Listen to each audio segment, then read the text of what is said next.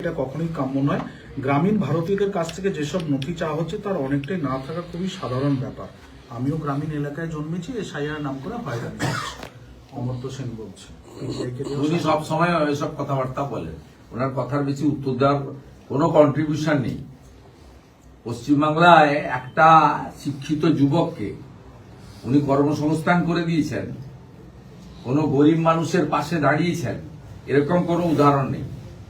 যাদের যাদের কন্ট্রিবিউশন নেই বাংলাকে এগিয়ে নিয়ে যাওয়ার ক্ষেত্রে বাংলার মানুষের প্রতি, তাদের এসব কথার উত্তর দেওয়া হবে না।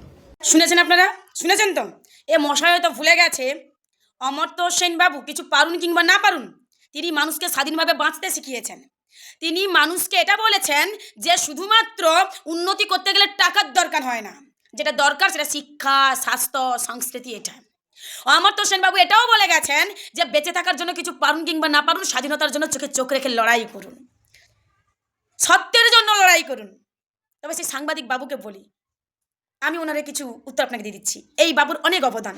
আমি নন্দীগ্রামের মেয়ে বলছি, আমাদের নন্দীগ্রামের 12টা বছর, বুঝতে পেরেছেন? নন্দীগ্রামের 12টা বছর নন্দীগ্রামের ক্ষমতায় বসে উন্নয়নের 12টা বাজিয়ে দিয়েছে। মার কাকিমাদের শুধু মোড়ে দাঁড় করিয়ে লাড্ডু খাইয়ে গেছে। বুঝতে পেরেছো কি বলেছি?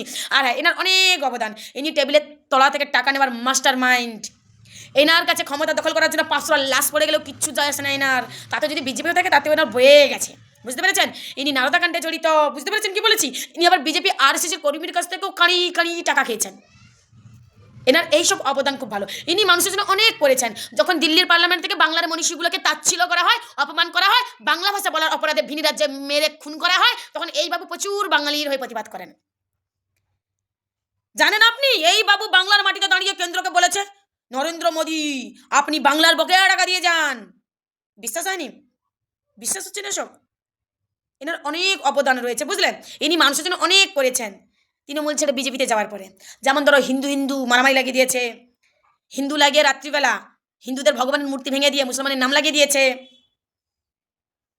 তৃণমূলকে অপদস্থ করার জন্য অন্যের বাড়ির বউকে থানায় নিয়ে গিয়ে ব্লাউজ কাপড় ছেঁড়ার নাটক করিয়েছে। আমি আর কি বলবো এনার সম্পর্কে? এনার অনেক অবদান রয়েছে, বুঝতে পেরেছেন? নেতাজির পরিবারকে হেয়ারিংয়ে ডেকেছে, ইনি মুখে ক্লু হেঁটে বসে রয়েছেন। ইনিই তো গর্ব না? আপনারা কেন এনাকে প্রশ্ন করেন সেটাই বুঝতে পারেন।